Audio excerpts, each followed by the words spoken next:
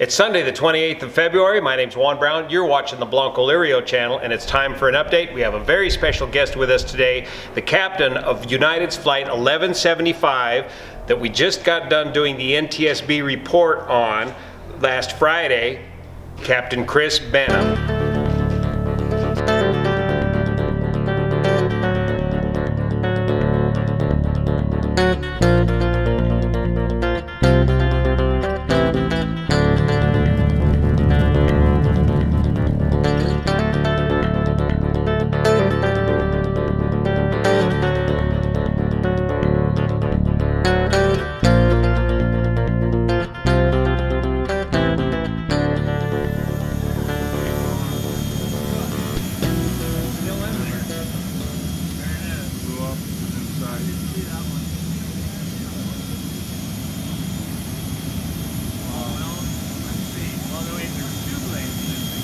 Yeah. Probably.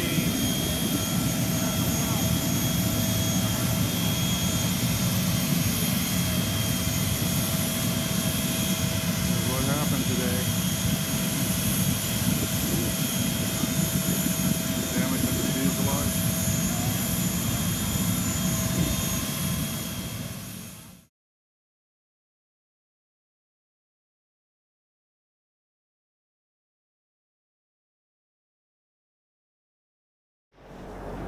And so here he is, Captain Chris Behnam. We're at his hangar here in Auburn. And Chris, this is your Cessna Cardinal? Yeah, 177 RG. She's a beautiful bird. Yeah. Brand new engine, brand new props, paint, glass cockpit.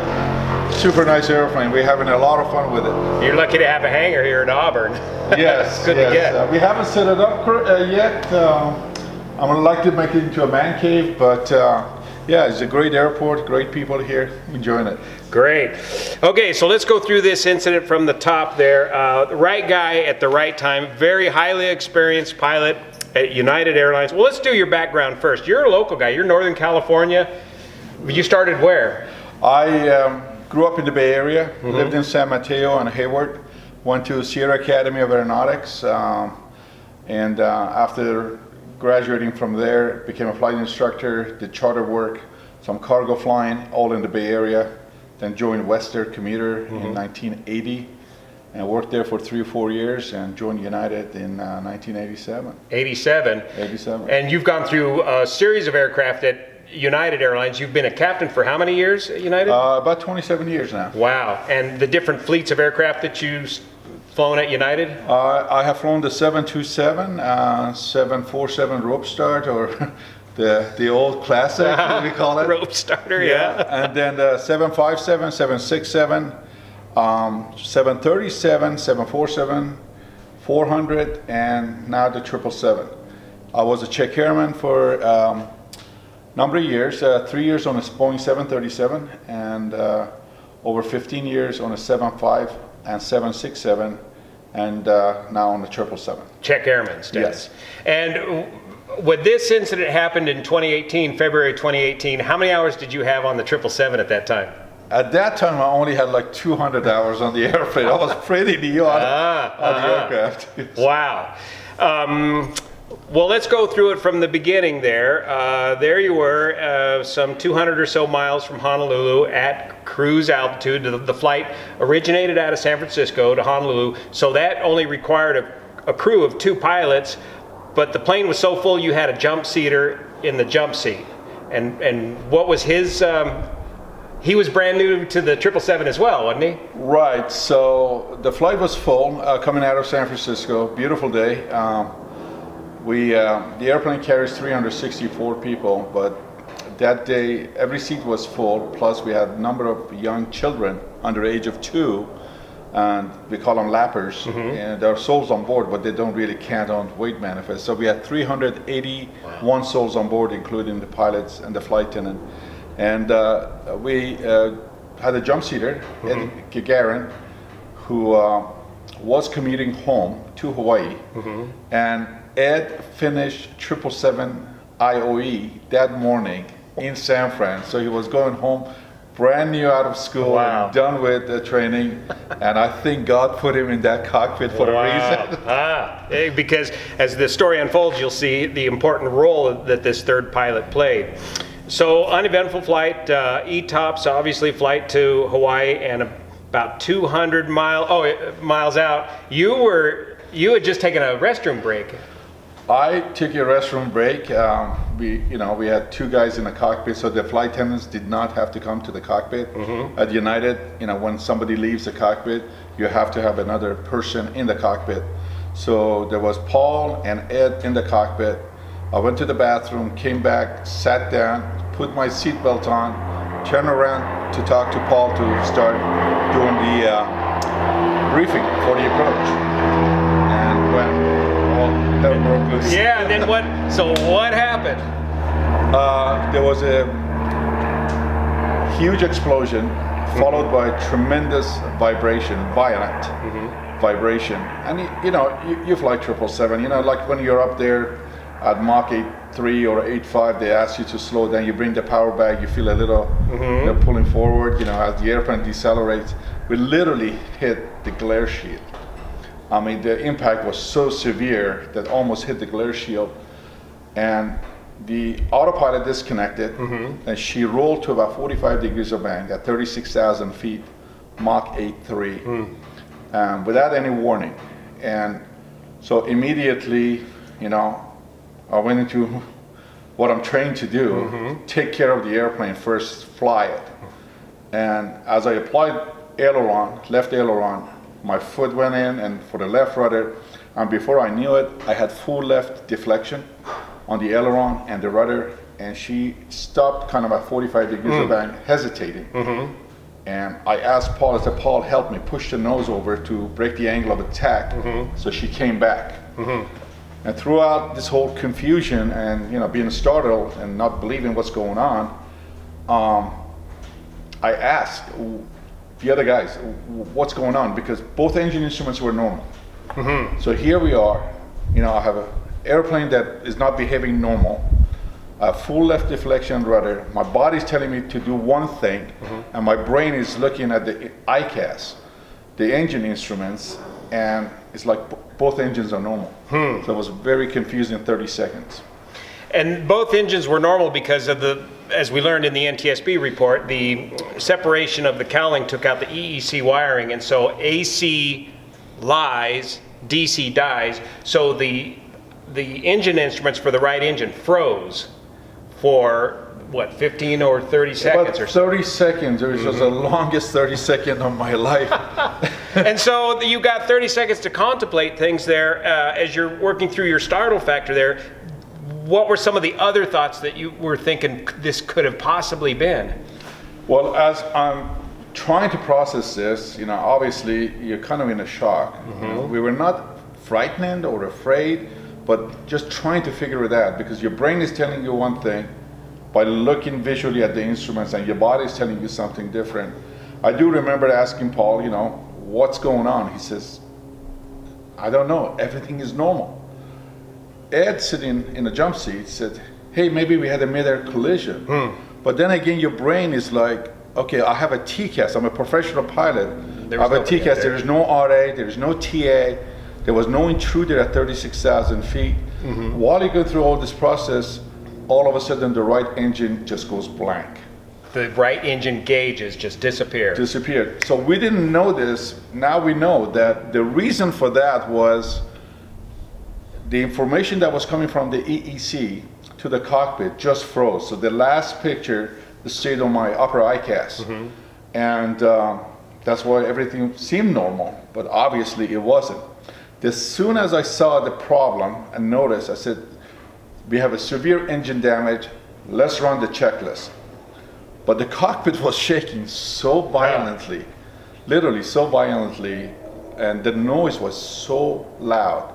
I think I told you, it felt like, the old movies you watch, the submarine kind of goes silent and it starts sinking, and the creaking noises? Creaking and twisting metal noise. I can't get that out of my head. Or the metal building falling. That's kind of a sound we had. And I do remember when I asked for severe engine damage checklist, Paul tried to reach the ECL. That's the electronic checklist on the 777. You don't use paper checklists. You use Right. this. He tried to reach for that, and he couldn't actually put his finger on. So we went the old-fashioned way, you know, auto throttle off, throttle back to idle, and it was all verified. And right engine shut down, and From memory. from memory idle. Yes. So after, you know, we shut the engine down, the vibration didn't stop. So just to tell the viewers, the vibration felt like, jokingly I say, if you're driving a 18-wheeler with no shock absorber over the railroad track at 200 miles an hour. That's the feeling we had, So after we shut the engine, the vibration didn't stop. I think in a scale of 1 to 10, initially was like 15. And Ed, sitting in the back, just shouted, "Shut the engine, shut it down." No, I'm sorry, pull the fire handle. That's what he said. We already shut the engine.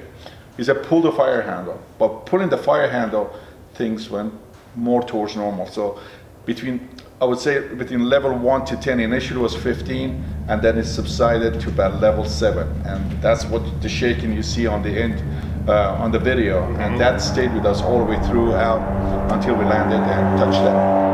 A lot of shaking. So we talked about in previous episodes about we got pilot monitoring versus pilot flying. Whose leg was it on this one? I gave the leg to Paul. So I told him, Paul, there's a story behind it. Okay. Paul was not based in San Francisco. He was based in Washington, D.C. So he TDY to San Francisco just to fly to Hawaii. This was his second leg go to Honolulu. Ever? Yeah. Oh, man. Or at least on the triple. So I said, you can have the leg.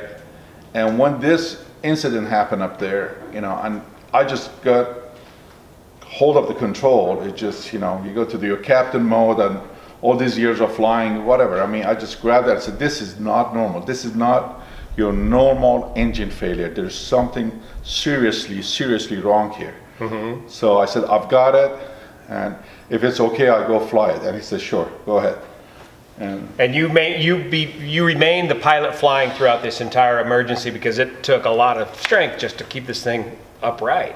Right, and you know, when I do my briefing, when I fly with the guys and say, look, even if it's my leg and something goes wrong, because our pilots are so professional, like American Delta, you know, we're trained so well. So even if I have an emergency, I initially take care of it, then give you the airplane, so I can have the big picture, talk to dispatch, talk to ATC, talk to the flight attendant, talk to maintenance, you know, Tom C and all of that.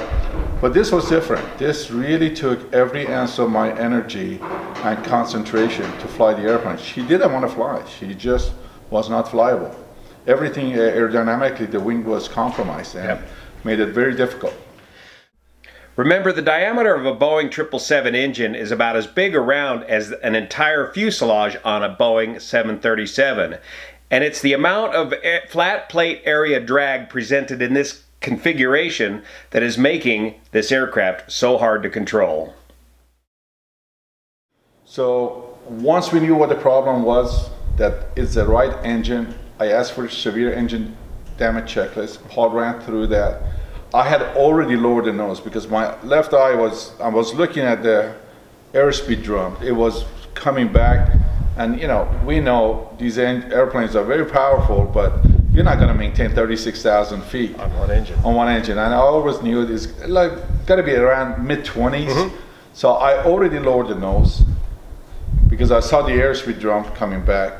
I already turned direct to Honolulu and asked Ed to give me direct Honolulu, you know, verify, execute, put it in the LNAV. So I started heading, because as you know, as we come to Honolulu, you kind of turn left, bear left for what's that? Bambo. Bambo, yeah. And then that takes you to the right downwind.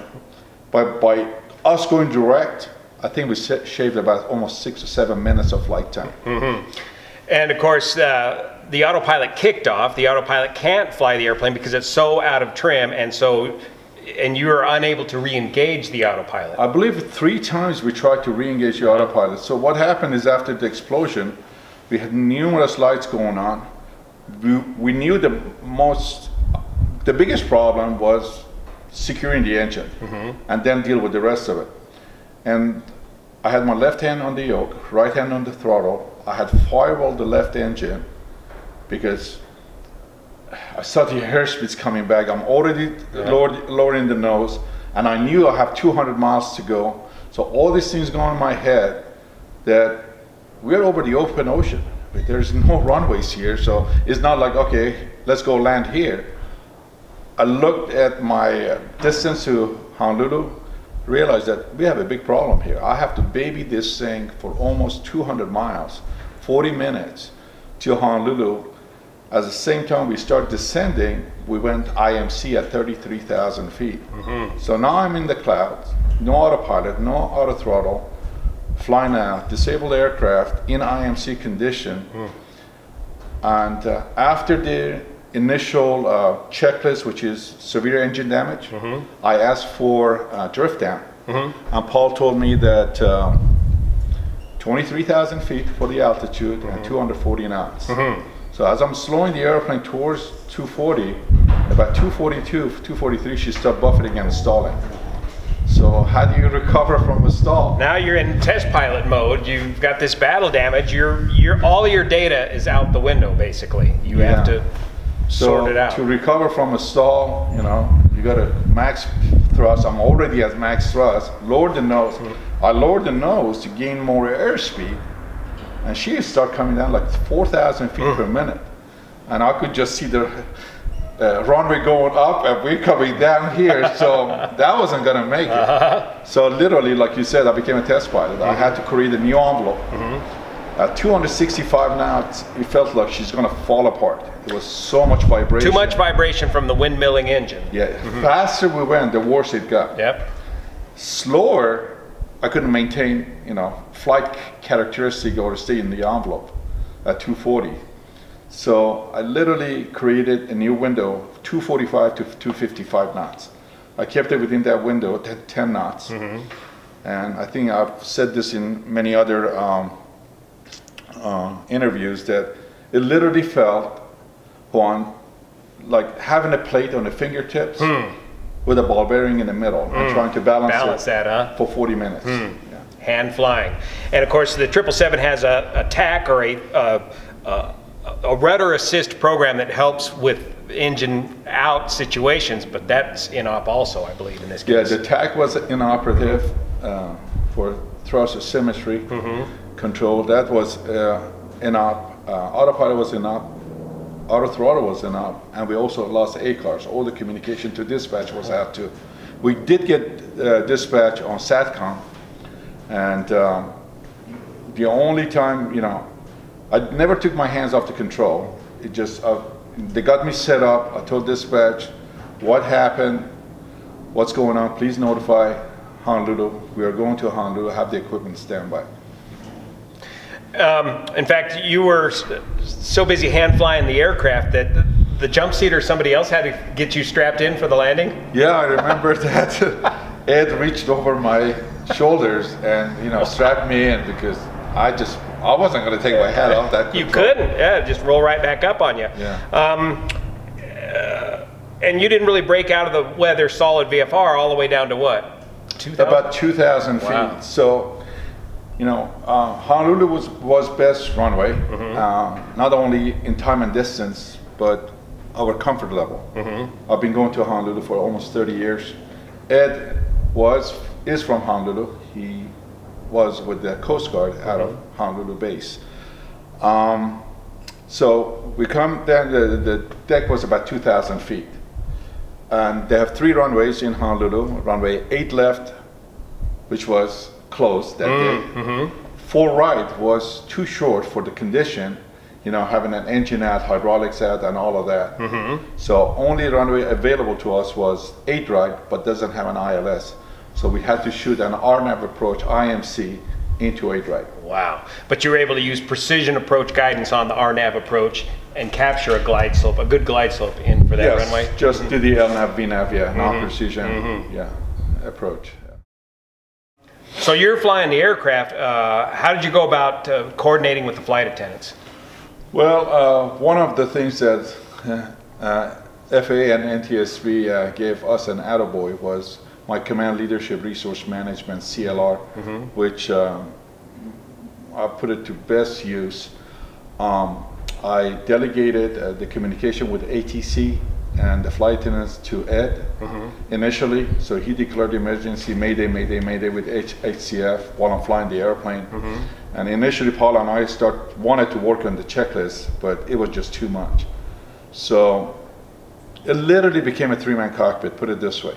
And Ed is the jump seater in the the brand new guy in the jump seat. Brand new guy in the jump seat. So yeah, we put him to work. Man. We put him to work. So Ed communicated with ATC and told them how many souls on board, how much fuel we had on board, and we go in direct, and we had an emergency aircraft leaving 360. And he also communicated with the flight attendant and told them, you know, we'll get back to them. We had everybody be seated initially, and after that, I asked Ed to work with Paul on checklists because it was just too much for one person. And I said, guys, I'm just going to focus on the instrument, keep the blue side up, and fly towards Honolulu. And you guys deal with the ATC and the flight attendants and run the checklist. So that part was great. And one thing the guys did really compliment, and I told the FAA and the company, was that every 7 or 8 minutes I would turn around and tell the guys, forget what just happened. Let's just focus going forward. Because, you know, we as pilots. Or, yeah, like on a check ride or something. Yeah. You think you made a mistake, just put it behind you. Just keep going. Put it behind you. As a matter of fact, they use that as a theme for training. You know, some of our training with United is done with CBT, cockpit computer-based training. So they put that in. So one of the syllabus is focus forward. And so that was really helpful. And about 15 minutes into this incident, I asked Ed to go back there, because even after we did the checklist, the vibration and shaking was still there, and the noise level was really high. So I asked Ed if he can go back, take his iPad and videotape whatever is going on, so we have a visual. And that's when he came back with that engine shaking. And did that help clear things up right away in your mind? Yes. What you were dealing with? Yes, that, once I saw that, I knew what are we dealing with. And I wasn't sure at that time if anything has hit the tail or the stabilizer, because just looking how much, almost 1,000 pounds of material vacated the aircraft at 36,000 feet. And thank God, now we know that not a single item hit the tail. As you know, even a 10 pound at 500 knots would have been equivalent to having the tail shot at with a cannonball. So now you're getting ready for the approach. First off, did you think you could even maintain altitude with the present situation at any altitude? Well, the fact that I had firewalled the left engine, we had 90,000 pounds of thrust pulling on the left, and on the right side it felt like I'm flying a 4-story building through the air, because just every smallest adjustment on the thrust, she wanted to roll again. And since we almost stalled at 33,000 feet, I just didn't want to risk anything at lower altitude. So I kept thinking, altitude, airspeed distance to the runway.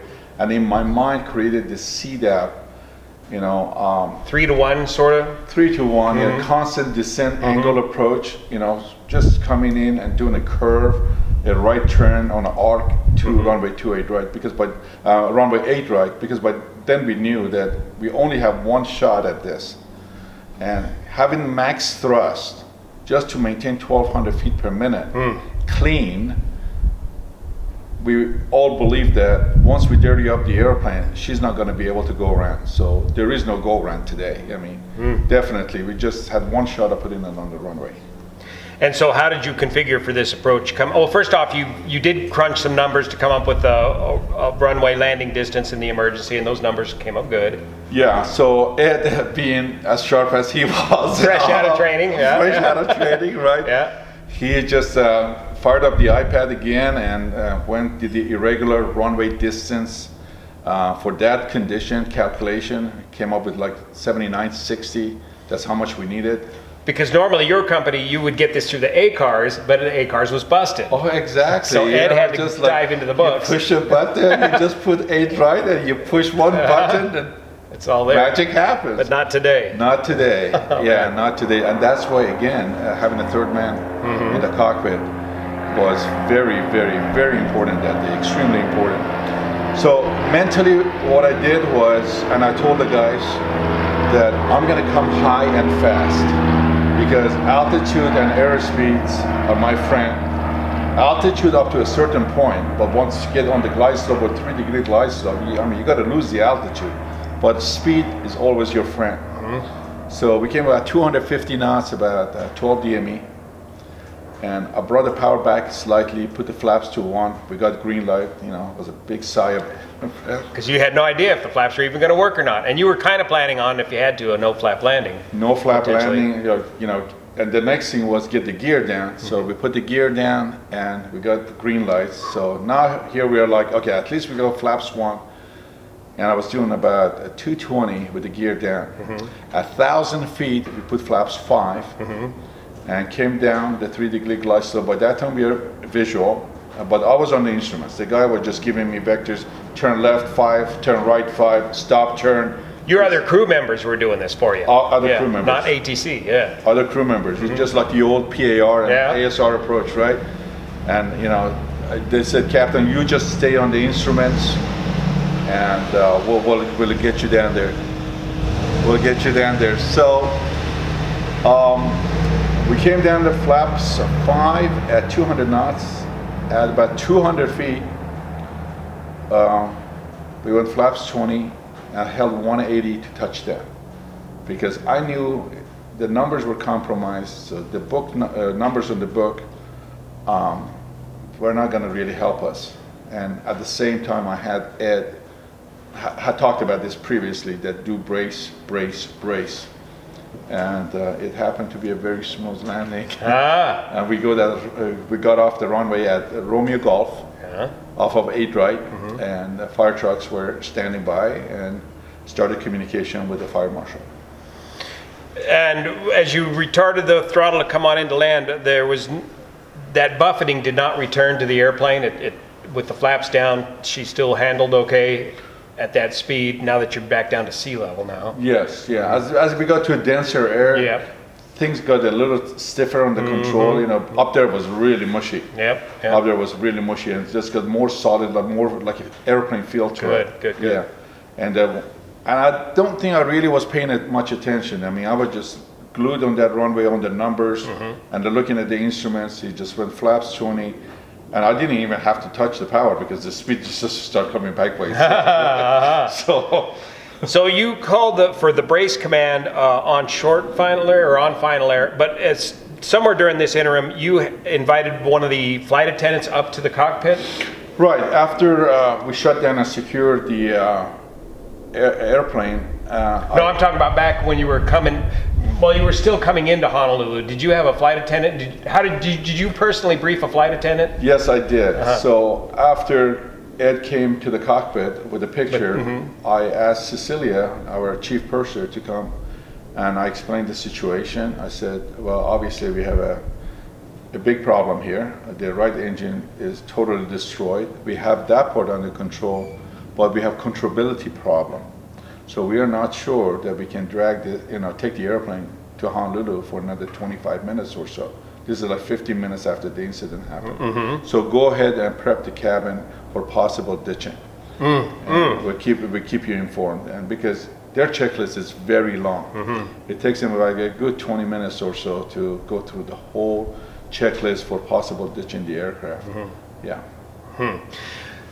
But you did obviously a good smooth landing, and you're rolling out now. Now what are you going to do with all the people? They went through the brace thing, and you got to make a decision about what to do with the passengers.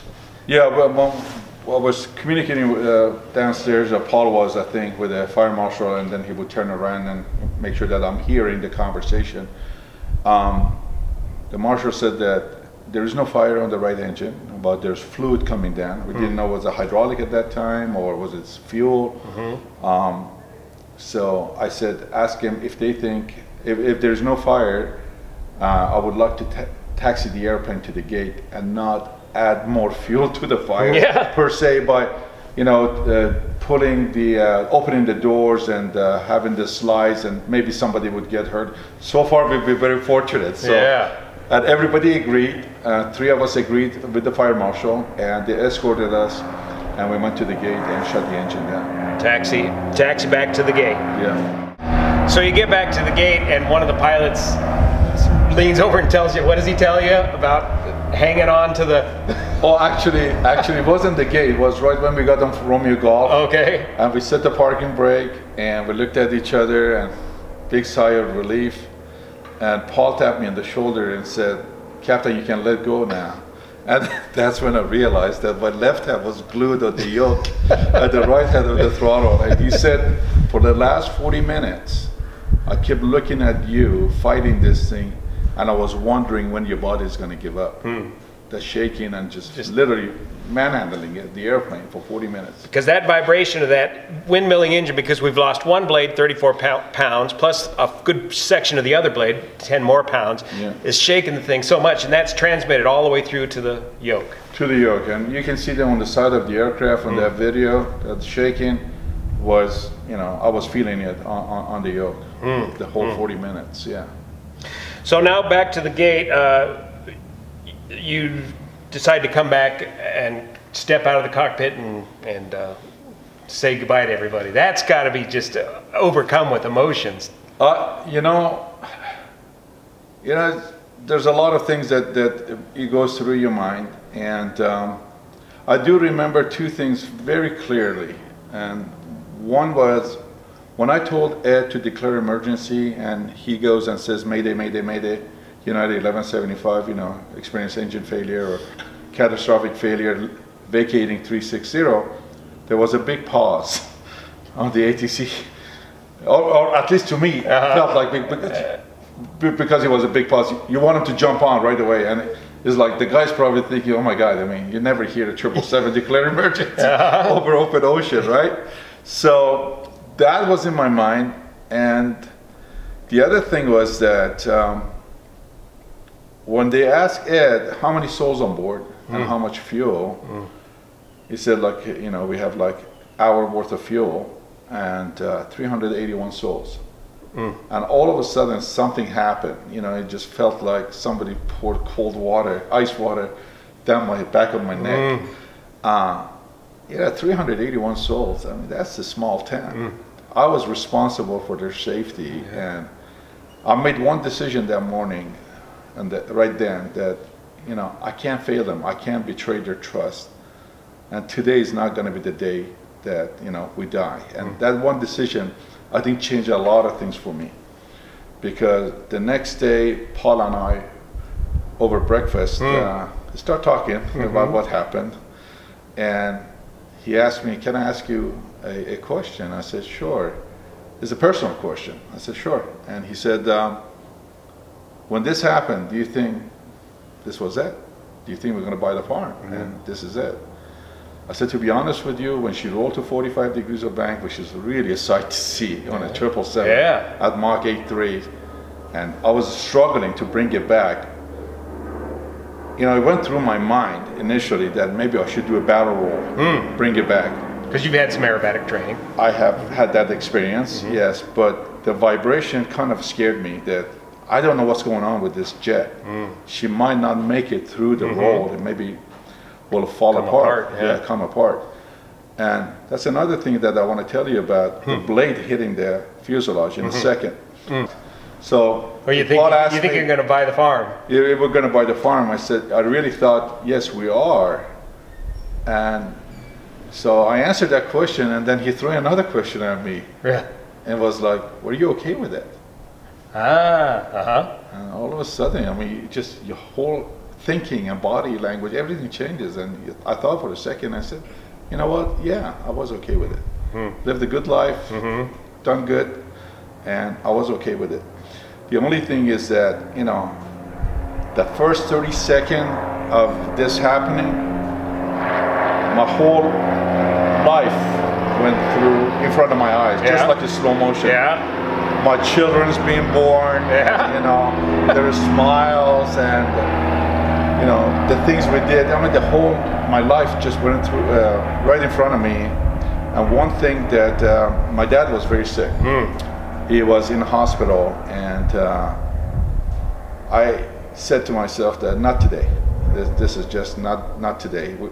This is not going to happen. You had some unfinished business that you needed to attend to. Unfinished business. I said I haven't said my goodbyes. So that was enough for me to just literally, you know, everything I've done in my life, Juan, I've always go the extra mile. And today I really had to go the extra mile to make this happen. It's not an option, Yeah. So after we landed, I told the guys, let's go stand by the front door, door one left, as passenger disembarking, and thank him for their courage. Thank him for, you know, being with us, and we are very thankful that we could get everybody down safely. And there was a lot of emotion there. There was a lot of emotion. That's when it started, you know, hitting you and watching. You feel it right there, man. Yeah, the women with the babies that they had no clue what's going on. And I'll never forget, there was a little girl, I think she was 6 or 7 years old. She had blonde hair, pigtail, and, you know, a lot of, you know, some guys are trying to be tough, and mothers are crying. And I'm getting emotional at this point. Right? She comes up to me and said, that was cool. She likes all that. Roller coaster ride, yeah. Disney World. It helps break the ice a bit. Oh, man. And then we went downstairs to evaluate to see what's going on. So I have a few pictures I can share with you that shows the magnitude of the problem. And one thing we didn't know, so I think you and I talked about it, you know, I come up with something, I call it the 5 stars that lined up.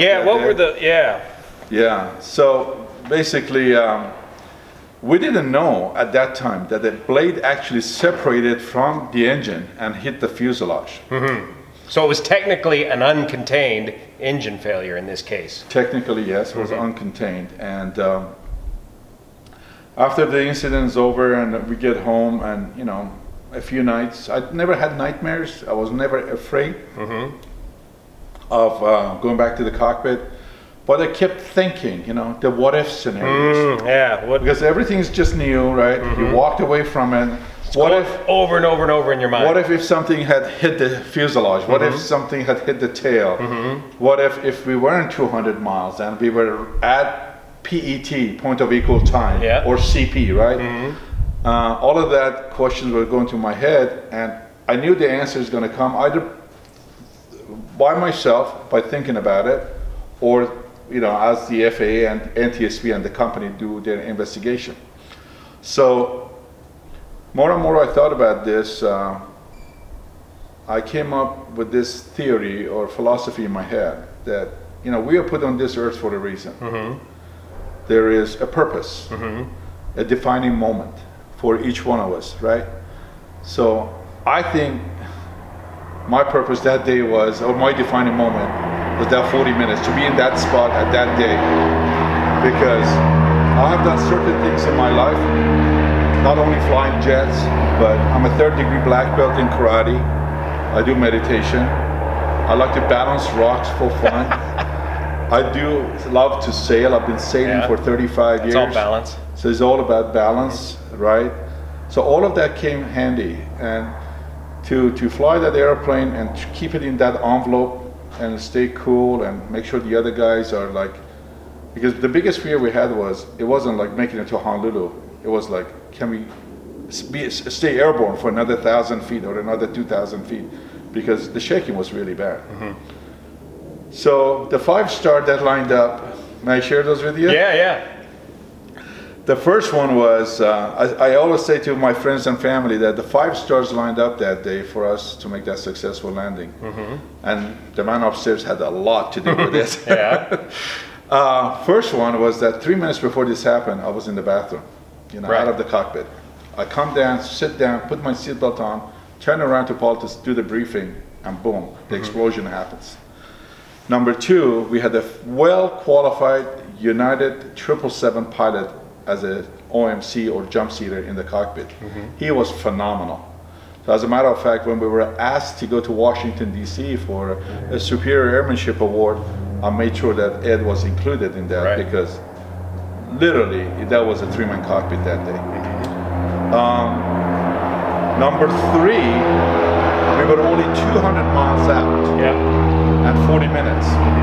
When they took their flight data recorder and fed it into the computer, they said, Captain, if you were 300 or 400 miles out or an hour out, this would have been a controlled descent with full power to the water. It just like where we were, where the airport was, when this happened, we were able to manage it. Number 4 star that lined up that day was that almost 1,000 pounds of material came off that engine at 500 knots at 36,000 feet, and not a single item hit the fuselage. Or the tail, hit the tail. Hit the tail, yeah, Yeah. that's correct, hit the tail. Even, you know, 10 pounds at 500 knots, it could have been catastrophic. I mean, it could have taken a tail off. And number 5, which we didn't know at the time, that the blade actually separated from the engine and hit the fuselage, and I'll send you that picture, but it hit the stringer, so the ribs where the wing attaches to the fuselage. And it was it was just below a window too. Yeah, about 3 inches below window. And when they did the analysis, they told me, Captain, if this had been 3 or 4 inches higher or further back, it would have either broke the window, which would have been really bad for that person initially, and maybe others. Or if it had hit 3 or 4 inches forward, now you would have a rapid depressurization problem. And that would have put you below the glide path that would have got you back to Honolulu, potentially, if you had done an emergency. That, and also, if there was a crack on the fuselage with all that shaking going on, it could have just opened the can, you could have ended up with an in-flight breakup. So at that point, it doesn't matter, even if you're Chuck Yeager, you couldn't have controlled it. So these are the 5 stars that lined up for us to make a successful landing that day. 6 weeks later, we got a call, 5 weeks later, we got a call that in about a week time, we're gonna have an interview with the FAA and NTSB. They had about 30 questions that they asked me first, then the co-pilot, and then the jump seater. And at the end, the FAA guy says, Captain, everything you guys said is identical to what we heard on a cockpit voice recorder. And by the way, a really nice job. And they said they're satisfied. The investigation is going to continue. It's going to take a long time, probably a year. As a matter of fact, it took almost 2 years. And you know, the NTSB released their findings eventually. Yep, a few months ago. And so we were told to expect a call from the Alpha rep only, whether we're going to Denver for some training or we're going to be released to the chief pilot.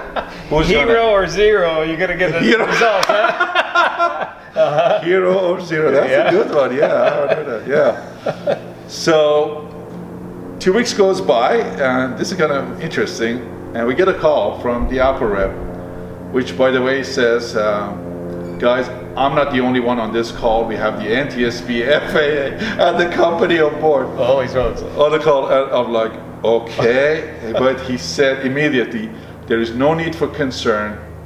They are here to tell you, to congratulate you guys. What a job well done. Wow. And to hearing that, that was really, really important. So that was really a high point of this. And the NTSB gentleman says, Captain, I really want to thank you for saving this airplane. You have no idea what a relief it is to talk to a live pilot rather than picking up the pieces from the bottom of the ocean and trying to sort it out and put it together. And the other highlight was that, you know, after I got released from the investigation, got a call from the chief pilot, and he says, "Welcome back. You're going back to work." Right back to work. First flight, San Francisco. Yeah, you got 15 minutes. Right back to the old route. Yes, first flight, San Francisco back to Honolulu. Yeah. And the chief pilot in San Fran, he threw a little party. He invited me to his office. All the other managers came. He introduced me to the managers, who I am, what I did. And then we went outside at a small cake, and he gave me the floor. There were like 40, 50, 60 United, heavy jet captains. We were right around the bank where everybody's taking off to go around the world, right? So he gave me the floor, and I talked for 2-3 minutes, and then I got a standing ovation. Ah, good. To me, getting the respect of your peers. That means everything. That means everything. Yeah. So, good ending. Wow, outstanding. Great story. Yeah. So, as a result of this was the beginning of a series of fan blade failures that we just saw play out here recently again in Denver. It's going to turn out to be a very close. It's a very similarly related event. The NTSB investigation revealed a bunch of the issues that Pratt & Whitney has with dealing with these blades, and so they got to get to the bottom of that. Were there 3 other recommendations that you came up with, or that came out of this incident for you that... Yeah, they asked us, what would we recommend, and I am I always encourage the pilots, whether I'm flying with captains on an IOE or co-pilots, to hand fly the airplane. These things become so sophisticated, and we get in an environment that is so comfortable and so cozy. You use the automation a lot. That day we didn't have that option. For things to go bad at the level they did that day, if I wasn't on my game, if I didn't go to my old-fashioned stick and rudder type of flying, who knows what the outcome would have been. So as a result, they are asking the guys in the simulators when they go for their proficiency check to hand fly the airplane, whether it's a visual approach or doing an ILS approach. More and more emphasis on a hand flying, and I think that kind of, if you go back, that was at Asiana. Crash. VFR, hand flying. Somebody said to me, but that was an experienced pilot. I said, well, let's talk about that for a second. Was he? He has 10,000 hours, right? Their SOP is like 800 feet, you push the autopilot on. At 1,200 feet, you click it off. So 800 feet is like 3 minutes. 1,200 feet is 4 minutes. And the flight's 16 hours long. Well, you do the number, 10,000 hours. Each flight of 15, 16 hours, if you're flying 5 or 6 minutes, I don't think you're proficient, to be honest. And every time I go back for landings, currencies in the sim, one of the landings is a fallout from this, AQP. You hand fly the takeoff, approach, and landing by hand. For us is like actually the engine ad profile. So when you're coming in, you can use the automation on downwind and the base leg, but before you can get to the marker, there's got to be a hand flown single engine approach and go around, IMC. So that was one of the things that they implemented that, and they're doing that. And before this incident, we didn't have opposite recovery maneuver in the syllabus. Very important. Now they have that in there too, that unusual attitude recoveries, where the sim operator puts the simulator in an unusual attitude. In a very unfavorable condition, and you just have to grab the control, fly the airplane, recover the airplane, roll it, bank it, pitch, And then the third thing that come out of all this was? Well, the third recommendation was regarding ETOPS. If this incident had happened close to point of equal time or a CP, I don't think we would have such a favorable outcome. But then again, that's up to the company and the FAA to talk about it, because nothing like this has ever happened in the past. Hopefully never will happen again.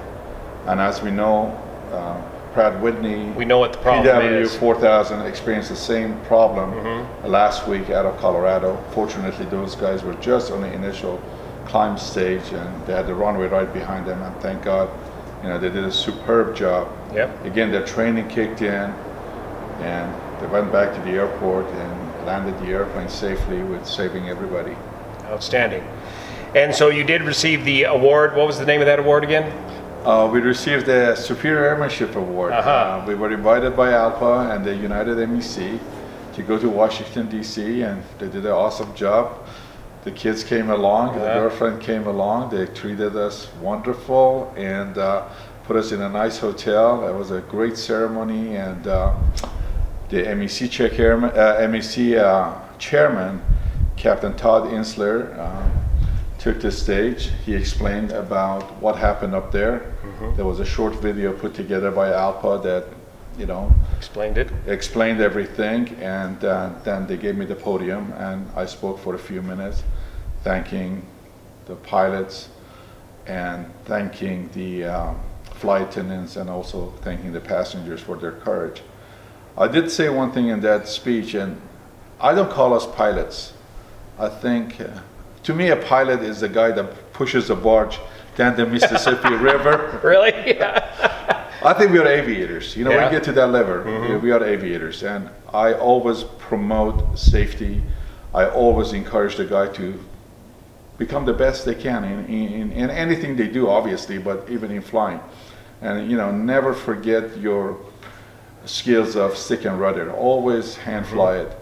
Obviously, if you're really in complex airspace, that things are not going wrong, not going right, and you have thunderstorms or wind shear, yes, use the automation. But you know, you're flying somewhere beautiful like Hawaii or coming out of San Fran, just fly it. Just treat it like.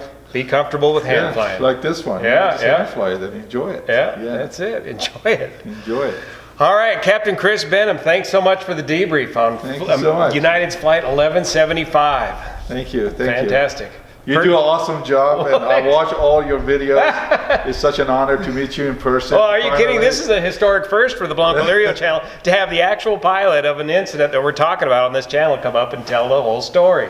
We happen to live only about, what, 30, 40 minutes apart? Yeah, just right up the hill here. Yep. So I'm glad it worked out. Yeah. I hope your viewers enjoy this, and you know, if there are more information comes up and I can share with you, I'll be more than happy to do that. Excellent. And you do public speaking on this too now? Or Yes, I do leadership seminars, and we started quite a few before the pandemic. Actually, I had my schedule all full through July, but unfortunately, everything is on hold. And I do have, just like you, a YouTube channel and Instagram, and channel Captain Behnam Persian. And also, I do motivational seminars, you know, for the young kids, you know, especially high school kids. I just try to do goal setting workshop with them, encourage them to go after their goals or dreams, and you know, whatever ambition they have, whatever they want to do, there are tools out there to get it done. So